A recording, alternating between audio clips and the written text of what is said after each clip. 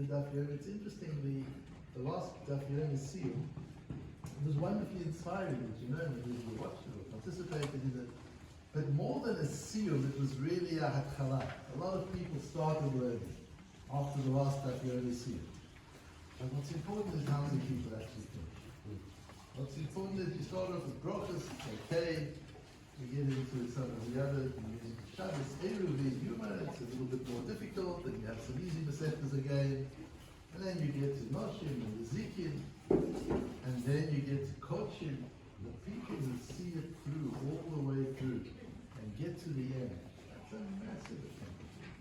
And you have people with Tzibur, Hobbits, and others who've done it more than once, who've taught it once, and it's a massive accomplishment. So for Ani, what you've done, I want you to think of not so much as, well, not only in terms of what you've done in learning, but what you've done in self-development as a human being. And it's so interesting that your professional area is in self-development and helping others to develop themselves. You know what that means, you know what that is. It's interesting also that you started with Megillah and ended in Titus. For most of us, Megillah follows Titus. And for Ami, Titus followed Megillah with the whole hashas in between. So it's really interesting. Normally we have Titus and right afterwards Megillah. No, Ami's going to do it different. He's going to do it the other way around, Megillah first and then Titus, and put the whole of hashas in between Megillah and Titus, which is what he did. And we've spoken in Megillah, like one shiur, we've spoken about Titus and Megillah and why they're together and what they mean. That the Rebbeinu Shalom's way of communicating to Am Yisrael, the Rebbeinu Shalom has two methods of communicating to Am Yisrael when we're off track. And you've got these little Mobi things on the cars when you go over the white lines, they beep at you. The Rebbeinu Shalom is like a kind of a Mobi line. When you cross the white lines, he beeps at you. And we all know the beeps, we've all got our own system of beeps, and you know when you get them, but Klal Yisrael has a beeping system too. The two beeping systems is, if you move too much to the right, into the right lane, the climate hits you. There's drought, there's no rain, the economy goes, depression, recession. That's the one kind of thing that can happen. That's what time is about. How do we respond when through climatic conditions the Rebbeinu is telling us we're not okay? And we start with time, and with tefillah, and with shiur, and here, all the things that we talked about sometimes. And what's interesting is the climate is miraculous. The climate is missing. And in the way the climate responds to us, there's missing. There are miracles in the way the climate responds to us. And then when we have drought, we have the story with Choni and Ma'agal, but it doesn't have to be as dramatic as that. There's drought and drought and drought, we get and we start davening, and there's tightness and the rain comes. It's missing. Tightness is about missing. Megillah, Titus also is, the word Titus is from Inui, it means from afflicting yourself in a fast, but there's also Omer, that's how Hashem answers us. It's through Titus that we get response. And Titus is about communicating with Hashem. Titus is about national communication and national conversation with the Rebbeinu Shalom. Hashem says you're not okay. How does he tell us? He tells us with climate. We get into Titus mode. We start fasting and davening, talking back to Hashem, making changes in our life. Hashem brings the rain, says, oh, you got it. It's a whole conversation between Am Yisrael and Hashem. It's so beautiful. And Megillah. Megillah is different. Megillah is the second tool that the Rebbeinu Shalom uses if you veer too much to the left. Then he brings enemies. Then you get pogroms. Then you get the Nazis, then you get the Arabs, you get intifadas, then you get the liberals in America, then you get pressure from the Goy. That's what Megillah is. How do you respond when the Rebbeinu is telling you, is beeping at you, you veer too much over to the left hand side? It's also a national conversation. And what do? What did Esther do? Titus. Again, it's a fast. It's a continuation. Megillah is a continuation of Titus. But Titus is how we respond with fasting and davening when there's a climatic communication.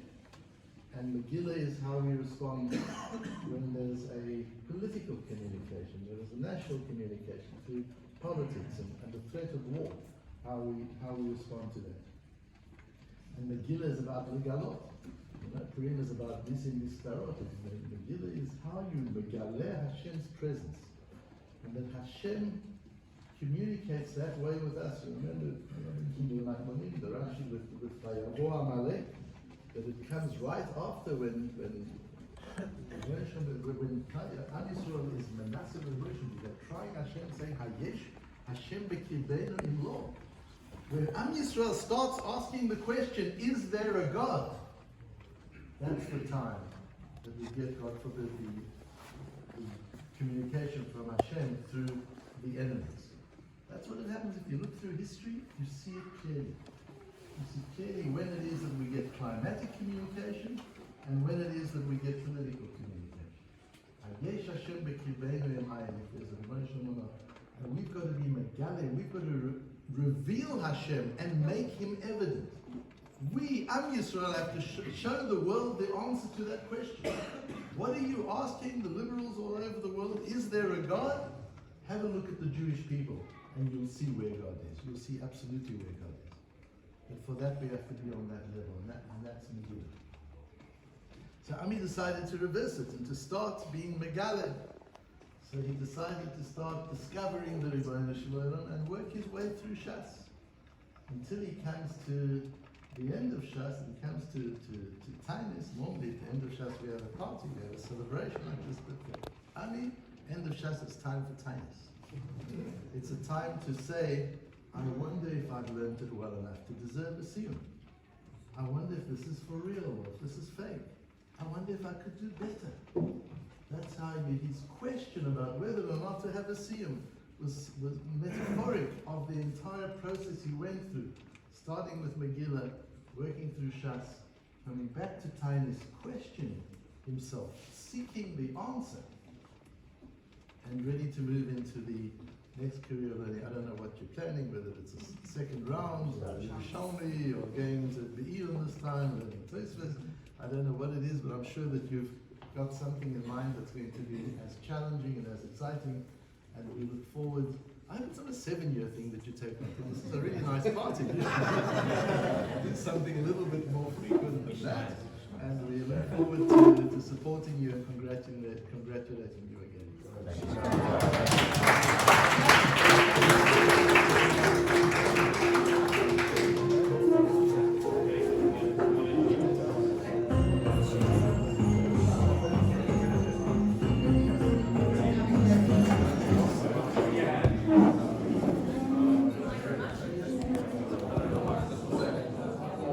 Thank you, Rabbi.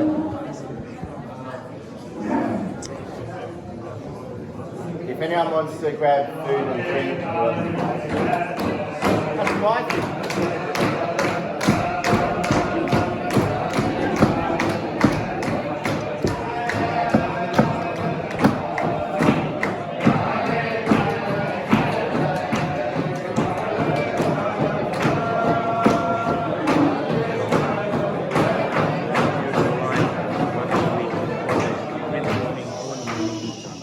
I'd like to thanks to Hashem, to my wife and my family. Please help yourself. Make sure it's in. Judy has said they had to endure 7.5 years of hearing, oh my God, it was in the duff. I'm grateful also to my parents for being here for a month of smachot.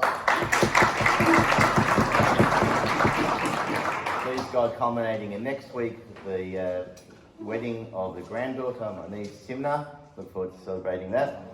Birshut HaRabbanim and Chaverim, I was very much hoping and looking forward to also my chavruta. I say my chavruta, but he's the chavruta of thousands of people. Rabbi Rosner joining us this evening, but unfortunately for me, he's boarding a flight to America, so he wasn't able to join. But please God, next time, 7.5 years or slightly earlier. Let me start this evening by just explaining what tonight is not. It's not going to be going through a particular sugya, it's not opening up a Daf Makorot and us going through it, it's not me quoting Zafim. ad infinitum in terms of different kinds of things we're going to be covering. For that, there are Rabbanim who are far more sincere, far more capable, and far more experienced than I. We have from Rav Efi, who gave a brief insight into what he does with his 4-minute insight. We have daily Rabbi Lapin, who does his Matmonim shiur. We have the Amud Yomi with Rav Eitan. You have the Daf Yomi with Rav David. We have the Iyun, the Smicha program with Rav Dani, and many people are able to give shiurim far more capable. It's also tonight, as Rabbi Lapin made clear, tonight is not about me. It's really, from my perspective, as we actually have in the Gemara as well, as an idea that one shouldn't unnecessarily draw attention to him or herself. So, as I said, I feel very much, as Rabbi Lapin actually said when I'd asked him the Shayla, I feel very much like a pretender. And as Rabbi Lapin mentioned, the Siyum is not about me, it's not for me, it's very much about inspiring and motivating others. So if there's anything that I say tonight that in some way resonates with any of you and it inspires you or motivates you to go and do something more, then really hakol tova, and we've achieved our purpose. So with understanding what we're not doing tonight, let me just give a quick overview about what we'll be doing. We're going to look at the past in terms of what is the journey of that we've been through over the last 7.5 years, looking at the present in terms of what actually is included in the daf, and we'll go a bit forward in terms of what next. So starting from the very beginning, I want to start with Hakarat Tov to one of the best people I know. I don't know where he is. Where's Jeremy? Hiding out the way. On the 15th of Tammuz in July 2014, Yemi would come to Shift Day, the Shabbos afternoon Mincha, and there was an announcement. I think it was Don who gave it after Mincha. New Masechet starting now, downstairs in the library. So Yemi said, "Yalla, let's go." So we went downstairs. Went down. Rabbi David was without any fanfare. Opens up the Gemara. We're doing Megillah, Nikrot, Yud Aleph, Yud Bet, Yud Gimel, as all those doing Daf Yomi know. And that was it. The shiur finished. I was surprised, that actually I hadn't fallen asleep. Nothing against you, Rabbi David, more about me, my capability. I actually enjoyed it. I was excited, and I thought, yeah, I'm going to come and join the next morning, and I was on my way. But in reality, I wasn't. I had a number of people asked, why am I doing the Siyum now? How does that work now? I had no delusions of grandeur. I had no intention of actually doing the daf. I hadn't really given it much more thought at all. I just thought at the time that I'm going to do a Masechet, and the most I'd done before was a parak of Gemara throughout both in yeshiva and in school, and even that was Ki'ilu, having done it. But Megillah is nice. It's got Lamed Beis Zapim, which was, in my mind, the way I think was like love. Oh, yeah, I'd love to do a Masechet. Yeah, we can do this, and who knows where it goes. So much so that I didn't go out and buy the Schottenstein, buy the Gemara, any more than the Masechet that I was actually going through at the time, which meant that in year one I just bought volume by volume. By the second year I bought a couple of volumes at a time. Third year I was willing to buy between 3 and 6, and then years four onwards I'd buy for the year ahead. I'd wait till they had their 10% discount, and I went and bought for the year ahead. The reason I say 10% is because to buy the entire Schottenstein alone is 7,000 shekel, and to go and buy it one at a time is your kids' Disneyland holiday money. It's 11,000 shekel, and that's kind of where I was at. But one's goals shouldn't be easy. Really, in life we need to make sure that our goals have to force ourselves to work. So that meant that slowly but surely, step by step, when we had Mishnah, by 2,488 Mishnot, by Zapim, by 2,711, as everyone knows the number, Zapim, step by step, parak by parak, Masechet by Masechet, actually were able to reach my goal. So this was, following the coaching world, for me, learning number one that I got from Ha-Shas, and that was to set yourself a goal. But set yourself a goal that's actually almost out of reach, right? If I would have set myself just to do the daf for that week, or just for that day, I wouldn't have been stretching myself, and it wouldn't have enabled me to be able to reach my potential or my talent. And if setting the goal is the first learning, then lesson number 2 for me from going through the Ha-Shas was make sure when you set yourself goals that you have steps along the way you're able to reach. That means that for me, it meant going perek by perek, and I knew I wouldn't be able to go and buy my next Gemara until I'd actually finish that first one. And indeed, I actually do the same thing with my clients. I make sure that every time we have there's a coaching session, there's always a goal, and that person has to have committed action items as part of that session before we actually finish. You have to be able to not just have a goal, but have some kind of clarity about how you're actually going to read it. So in that case, what were the steps for my journey? Well, I mentioned from the beginning that I felt like a pretender. I feel still a bit like a pretender, saying that I've done Siyum Ha-Shas. My grandfather, Rav Moshe Lando, Oliver Sholem, who was someone who, he actually once said to me, and I know the numbers being slightly different amongst the different grandkids, but it's at least, he said to me he stopped counting how many times of Shas he learned after 6. Right? That's the real thing. That's someone who's actually learned it. He learned at the inn. He was amazing. But standing here as though I've done, the entire cycle once, I can't say that I learned every day properly.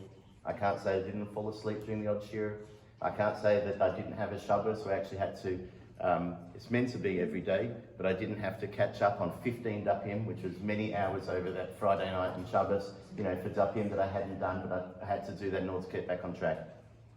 I also can't say that I remembered everything that I learned. But here's the thing. I recently did my first Ironman, and as part of this Ironman, during the training, Ari, my cousin, my indefatigable cousin, said, Yalla, we're going to Severia, we're going to do some training.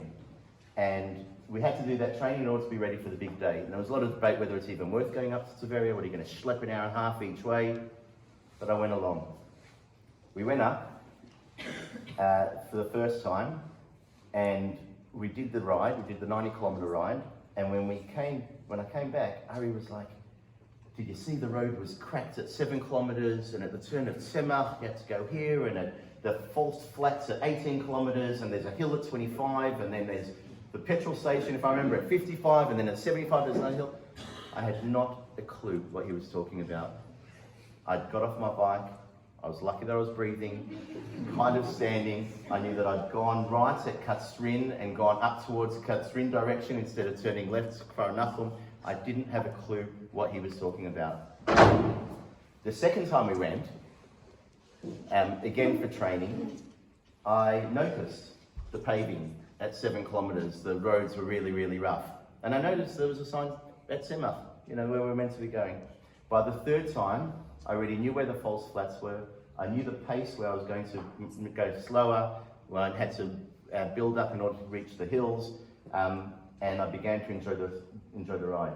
By the fourth time we went up to Tzfat, that was actually race day, and I loved it. I enjoyed it. I knew what to expect. I knew where I was going to expect it, and I had a good ride. We learn in the Daf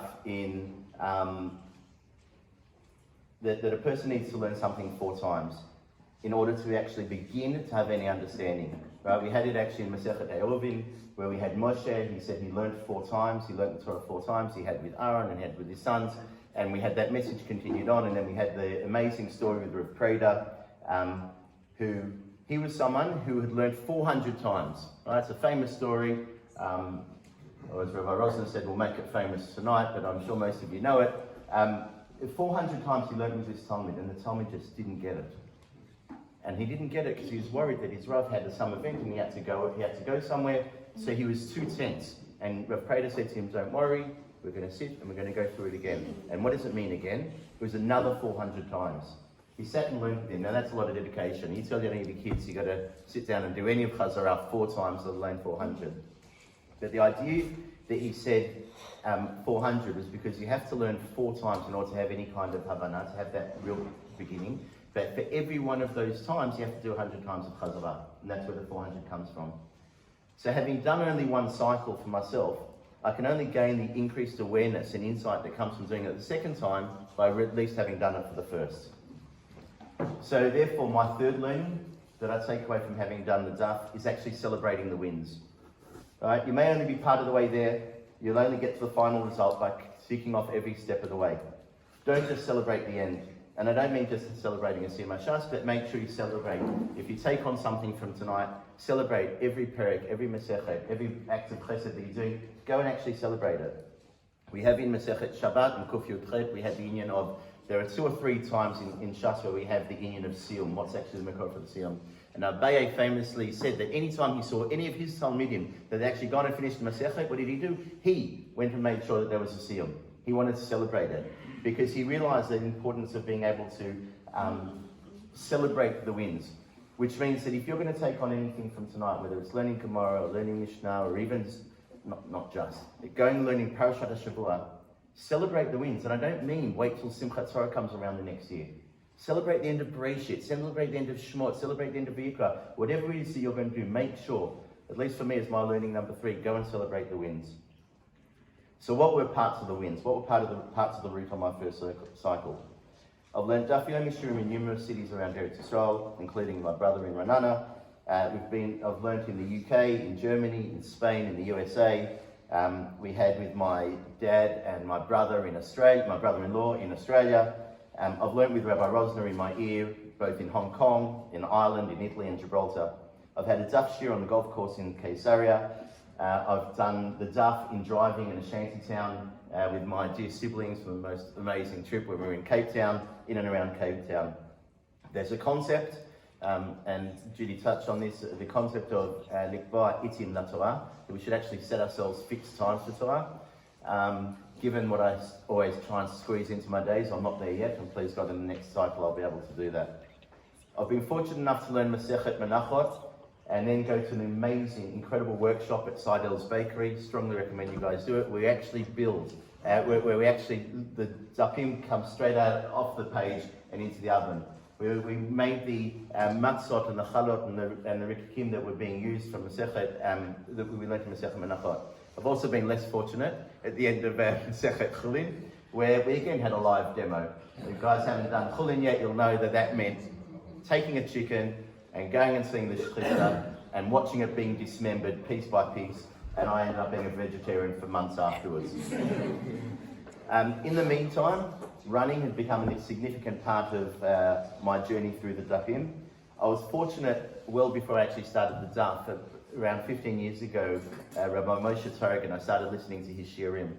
And I was listening to his shiurim while I was running, and I found that I was able to learn to focus on the shiurim, slow my breathing, and as you guys will appreciate, Jonathan, actually go faster and longer than I was able to go at all before. I was able to really focus on the shiur rather than actually where I was going.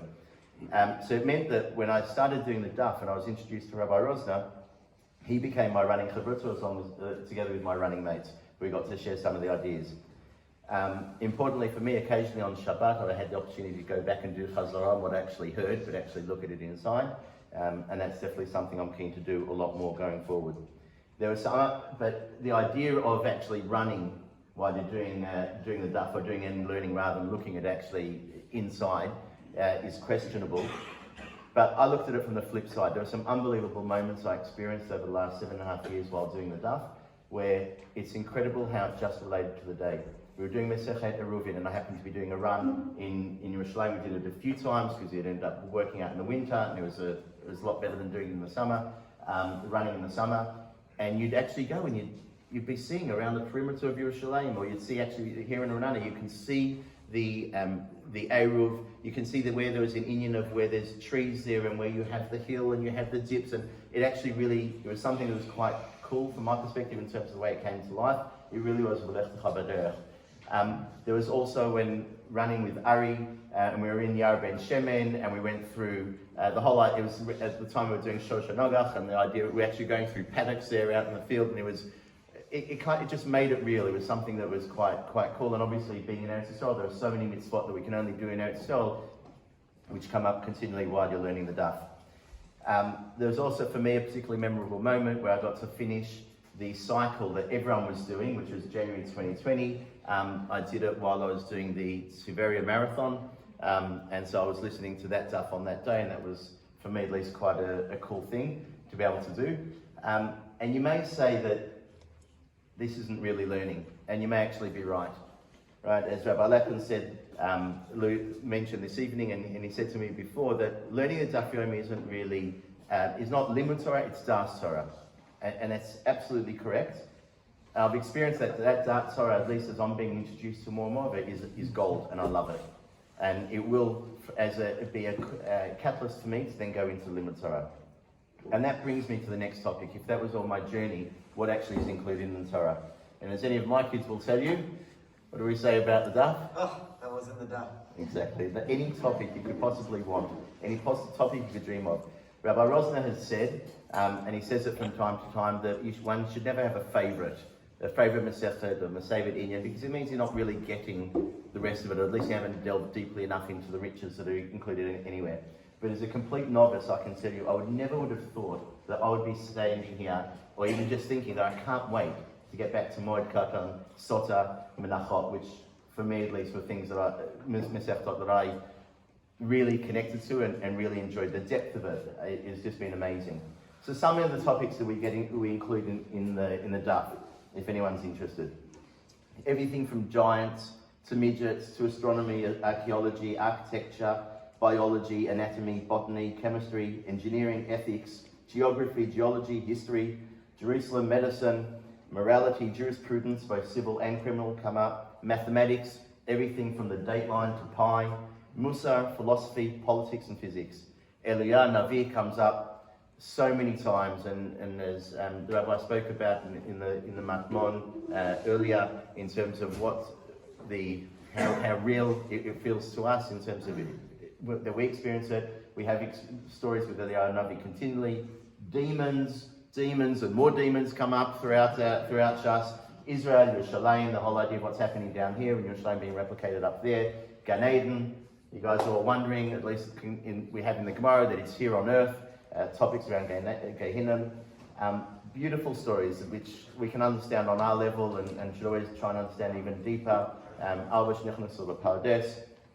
And for me, one of the things I really enjoyed, and huge thanks to Dave for initiating it, where we have the Daf Yomi shiur, that pages that go out each week, and for Tal, for all the Chevra who range it on a regular basis. So I've taken on to write about the Rabbanim, whether it's being Tanam or Moaim, and still a project I need to continue and finish as well. But just to meet some of these unbelievable people has been one of the highlights for me. Any topic you want, it's there in the Shas, it's there in the Daf. And someone actually challenged me a couple of weeks ago when I said anything's there. He goes, "Come on, the hashas," which for me was a very topical topic, but actually was too easy, because as anyone who's been doing Tanis knows, Dafka just now, when there's got an Indian of a Tanis, so they're trying to get trying to bring rain. So they do the community, they're going to put ashes on your head, go into the middle of the town. The ashes were there. Any topic you want, it was there in the Daf. It's there in the Daf. Over the course of going through Daf, you go from the amazement of, oh my God, what a coincidence, when a topic comes up that's relating to something that happens in your life, to the almost predictability of it, to the actual expectation to be able to relate to the daf in your day-to-day, because it really is Torah Chaim. And there's an example, the way I want to show it to you is just some of the examples that come which resonate to me. So one of them is the example of timing, right? For example, last year during COVID, we're learning the sugya of Shabbos Rosh Hashanah. I don't know how often that's going to come around, but learning that sugya of Shabbat Rosh Hashanah came out on Shabbat Rosh Hashanah. Right, we've just now been learning Tanit, and we went through Chanukah, and there's no connection through it, except it comes to Daf says Vav or Zayin in Masechet Tanit, and it speaks about Ner Hashem Nishmat Adam, about this whole idea that if a person wants to be able to, in order to light up the life of anyone else around them, they have to first light themselves. This connection continually happens every day, every year as you're going through it. There are other examples, not just of timing, but the relevance of the stories that happen in the Gemara with the theme of the Gemara. So to pick two really obvious ones, you could take Gittin, right? And Gittin is talking about the breakdown or the separation between a man and wife, and the breakdown in that relationship, in their communication between them. So it's unsurprising, if I'm talking about the breakdown of relationships, that you'll then also find the Agadah in Gittin, which relates to the Churban Beis HaMikdash and exile that the Bnei Israel faced. Conversely, Kiddushin, which talks about that beautiful relationship between a man and wife, between husband and wife, and relationship they should feel, it's not surprising you then also find the stories and Musa and Inyanim relating to the relationship between man and Hashem, and the Kiddushin that we have, and therefore you have Matan Torah and Har Sinai in Kiddushin, and that fits very well as well. We've spoken about timing, speak about the messages that come up. The other thing which continually blew me away is the placement of topics that we have throughout Shas. Okay, why do certain topics turn up just on that page? The one time in Shas that we have about Lag BaOmer falls out on Daf Lamed Gimel in Shabbos, right? And we had actually in this morning's shiur about the way in which, Moshe, when you were speaking about the versions that we have of what being written, and different people have different versions, at least in the versions of the Gemara we have now, we still see the same topics coming up, and the way in which it's placed is just unique. Speak about the 33. I don't know if you remember, I mentioned a few minutes earlier about that idea of when you're doing Chazorah. I said you have to remember, we have that Gemara in Eruv in Dalet about how to make sure that in order to remember something, you have to do that Chazorah. Well, what's going to be the flip side of it? There are 2 times in the Gemara where we're warned about the dangers if you forget something. Okay? And the danger, not just forget something, but if you forget Torah, if you forget learning Torah, if you forget what you've learned, or the risk that happens when a person forgets any unit of the learned in Torah, what would happen to them? It's in Sanhedrin and in Menachot. And if I was to ask you where it's going to fall out, the placement for it on both of them is on Daf 99. And it's not just on 99, it's on 99 bet. Because you can go so far, you can have done so much, you can have done so much preparation and learning, but if you haven't done that 100th time, you've got just to the edge, you're at risk still of forgetting everything you've learned. That placement, you could say it just has happened, but we see it continually throughout just the way these things work. So 2 times it's mentioned there, and it's dafka there on Sadik Tes on the base. And now really is an appropriate time to, when we speak about placement, to refer to the source for Daf Yomi. Everyone who's doing Daf Yomi will know this well. For the others, I'm happy to share it with you, and if you've done it well, happy to hear it up until the 100th time anyway. Most of you will know Rav Moshe Shapiro, who started the Daf Yomi at the Aguda conference in 1923. He told the story when he got up to introduce this idea. Sorry? Rav Shapiro, what did I say? Mayor, sorry, Rav Shapiro, thank you. He told the story in Masechet Yevamot on Kuf Chaf Aleph, the famous story of Gamliel, that he was on a ship and he saw another ship, and the ship was shipwrecked, right? It was damaged and it was sinking, and he's like, oh my god, and he was really worried. They were like, what's happened? And he goes, because we've lost Rabbi Akiva, right? He understood Rabbi Akiva was on the other ship, and that meant Rabbi Akiva had drowned.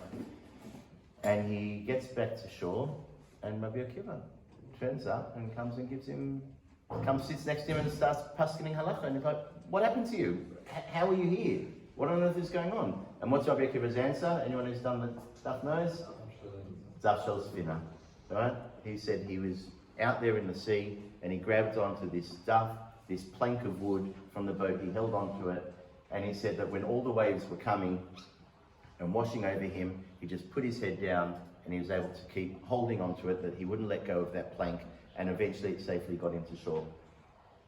And from that we have this idea of the Zaf shel sfina, that hold onto that plank no matter what's being thrown at you, right? You make sure you hold onto that plank. You don't let any of the challenges that are going to come and try and knock you down, don't let them go. You hold on and you keep going. And it's a nice story, and it's got a lot of messages on multiple levels.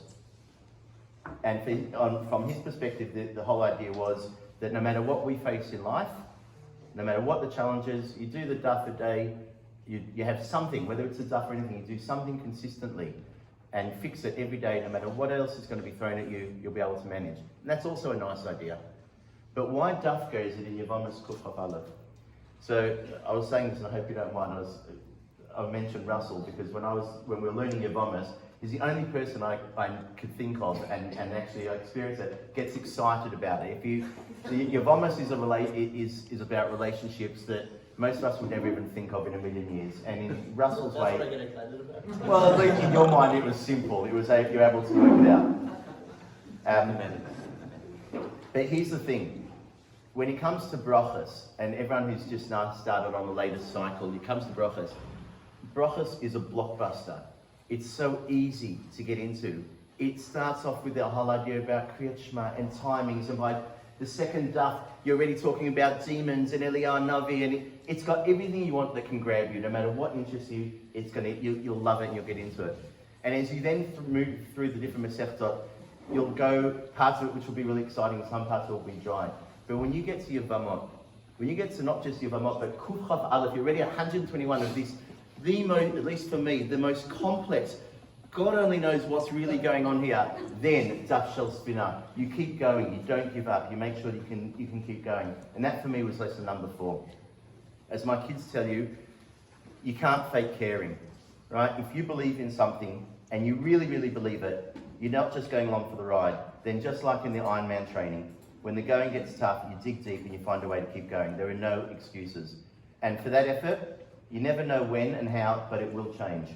Suddenly you're gifted with an agada or a topic that's directly relevant to your life in that moment. It happens time and time again. So having covered now the past and covered the insights and examples of learnings from the Daf, I'd like to finish with a look at the next steps. And for that we have the end of the Masechet. And as I said earlier, there's no such thing as chance. We see it all the time. And as the Rabbi referred to, Tanit is really such a fitting completion to the first cycle of Shas. It even ends by talking in circles, which is what Reb David spoke about when he did the Tanit, did the Siyum of Tanit at Shalosh Shabbos this afternoon. Just to give a quick background, we've got Rosh Shimon ben Gamliel who made a statement saying the 2 best days in the year are Yom Kippur and Tu B'Av. And everyone says, okay, Yom Kippur I get, right? It's obvious. There are many reasons why Yom Kippur, but Tu B'Av? Why would Tu B'Av be one of the 2 greatest days in the year? And 6 answers are given. If you want the answers, find yourself a chavruta and someone to learn it through. That's all up to you. But then it continues on about speaking about the Banot Yerushalayim, the maidens of Eretz Yisrael who would go out to track themselves to the men and to find their basheret. And while speaking on relationships, it then can I have my glasses? Make it a bit easier. It's not an age thing, just to... You didn't need them 7.5 years ago. So while it's talking about relationships, the Gemara finishes off discussing relationships between Hashem and Tzaddikim, which really, thank you all for coming this evening. It refers to all of you. And let me just read out the last bit so we can go through and do the Hadran. The Gemara says, just the last part about it.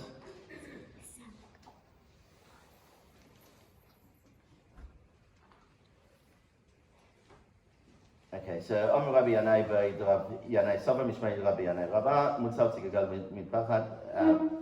Okay. V'al Yigav Sefer Torah, right? No, I'm looking at the wrong one. Good, I brought the wrong Gemara. Right in.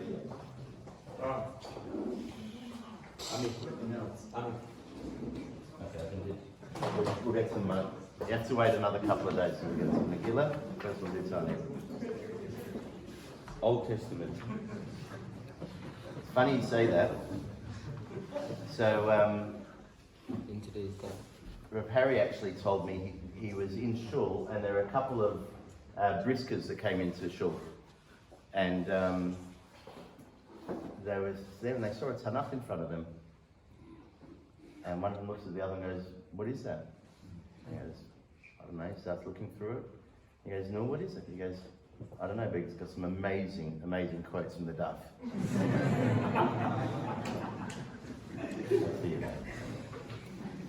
Okay, let's do that again. Okay, so Amar Ula, Bira Amar Rabbi Elazar, Aser HaKadosh Baruch Hu La'asot Machal HaTzadikim. So he said, in the future, the time will come when all the tzaddikim are going to be in a circle, and V'hu Yoshev B'neihem B'Gan Eden, and he will sit amongst them, in the middle of them in Gan Eden. Who is he? Obviously, we're talking about HaKadosh Baruch Hu. V'kol echad v'achad mar'eh be'etzba'o, and everyone will point a finger towards him. There's a lovely idea which the Chavetz Chaim and afterwards Rabbi Akiva Eiger gave. Dave, you're welcome to give this if you want, about the 3 ideas that we have about a circle. What does it mean that the tzaddikim are all of us all of us are going to be in a circle pointing at Hashem in the middle. Rabbi Lapin comes up with 3 beautiful ideas about it. He said, when you look at a circle, why dafka a circle? What's the idea of it? Well, when you're in a circle, you are all equidistant from the middle. There is no one who is greater or less great, worthy or not worthy. We are all equal. We all have our place. We all have our role. We all are relevant and are able to both be inspired and inspire everyone else. And therefore, they are all equidistant around that circle. The second thing is, when you're in a circle, if one person is missing from that circle, just one person, it's no longer a circle. It's no longer complete. It doesn't have that strong unity that it would otherwise. Therefore, every single person is relevant. And the third thing he says, in terms of why dafka that it was going to be a circle, is because as Jews, when we're in a circle, generally we're dancing. And when you dance and you're in a circle, you're never dancing in the same place. You're always moving into the place of the person who was just in front of you. And our role as Jewish people, our role as tzaddikim, is we move into that place of that person in front. And we experience what they were feeling. We think what they were thinking. We understand who they are. We don't just sit there in our own little world, locked by ourselves, without consideration of anyone else. And therefore, it's such a beautiful idea that when we come to finish Tanya, and this idea about coming full circle, even though we're moving into Megillah, but coming full circle, we understand that we all have an equally important role to play. If any of us are not there, nothing is the same. It's not complete. And not only is it not complete, our role is to actually feel what it's like to be that person in front of it, be sensitive to who they are. Shenemar, it says, Va'amar, excuse me.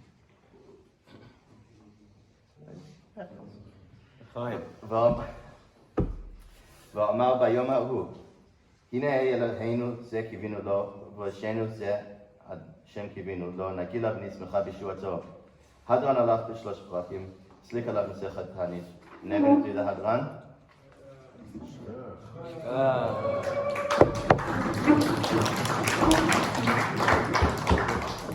Hadran alach mesechet Tanit v'hadra alan. Datan alach mesechet Tanit v'data alan. לא נתנשי מנח מסכת תענית ולא תתנשי מנם, לא בעלמא הדין ולא בעלמא דעתי. יהי רצון בפניך, אדוני אלוהינו ואלוהי אבותינו, שתהא תורתך אמונתנו בעולם הזה, תהא עמנו לעולם הבא.